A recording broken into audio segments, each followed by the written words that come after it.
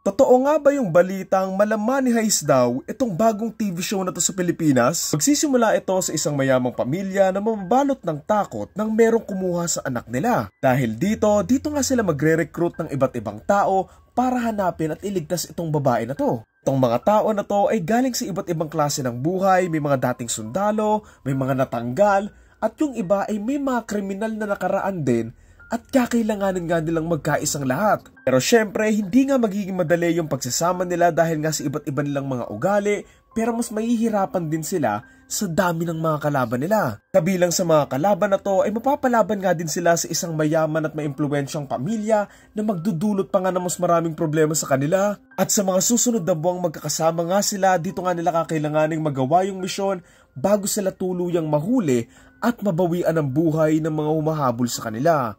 Title ng show, Incognito. Panigurado, pamilyar na sa mga kalalakihan yung title na to na nanonood ng educational videos.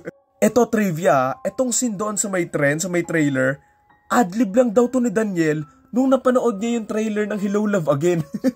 It's rare na mag-react ako sa isang trailer ng TV drama dito sa may Pilipinas, pero nasilip ko kasi yung trailer nito and parang interesting naman. I like the visuals and some of the cinematography here na it doesn't feel cheap.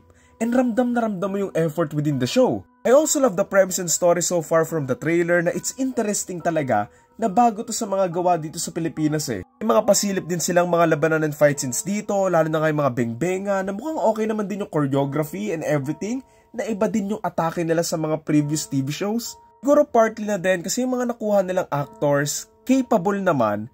And I could see the effort na yung galaw nila sa may show na to. Medyo nakuha naman nila yung need ng karakter na astig, magaling makapaglaban, or talagang mga karakter na kayang gawin yung ginagawa ng mga karakter nila. So far from the trailer, nag-stand out sa akin si Richard, si Daniel, si Kyla Estrada, si Maris, and syempre si Baron. Gustuhan ko rin pala dito na meron silang mga magagandang mga locations, katulad nga nung may mga action scenes sila sa may Italy or Greece ba yun, na okay din kasi bibihira yung ganyan eh. Puro yung pinaka-concern ko lang dito ay yung story nga nito na sana hindi ma-dragged out knowing kung gaano kahaba yung mga ganitong usual show. Like I said, gusto ko yung premise and all pero syempre, all throughout the episode, sana may substance pa rin yung story and hindi lang puro fillers lang para lang humaba yung story. I hope din na maganda rin talaga yung mga fight scenes dito knowing na yung mga labanan dito sa may Pilipinas, halatang halata mo nag-aabangan eh. Or scripted in a way.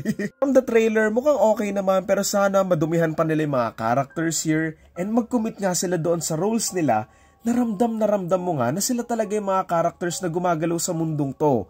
At hindi nga halatang pinatong lang yung dugo or pawis sa mukha nila. Kasi para to sa mga gumagawa ng mga movies and shows sa may Pilipinas okay lang madumihan yung mukha ng mga artista nyo. Lalo na kung required nga ng scene. For example, nakapagrambulan, syempre, dapat yung itsura nun medyo haggard na at hindi yung ayos na ayos pa rin. Ewan ko talaga kung bakit. Parang bawat shot or angulo, kailangan maganda yung itsura ng artista kahit gulping-gulpi na. Feeling ko siguro kaya ganito kasi mostly din ng mga artista sa Pilipinas, mas puhunan yung muka kaysa sa acting skills. Pero kasi alam mo yon, halatang halata kasing naka-makeup or inayusan lalo na nga kapag naka-close up. Kaya mukhang unnatural and nagmumukhang kengkoy lalo na kung seryoso yung scene. So sana hindi yun mangyari dito. So yun lang naman, again, ang interesting ng trailer nito. Again, ang title nito, Incognito, and ipapalabas na to on January 20, 2025. So yun lang. Tignan natin kung maganda. Let's hope so.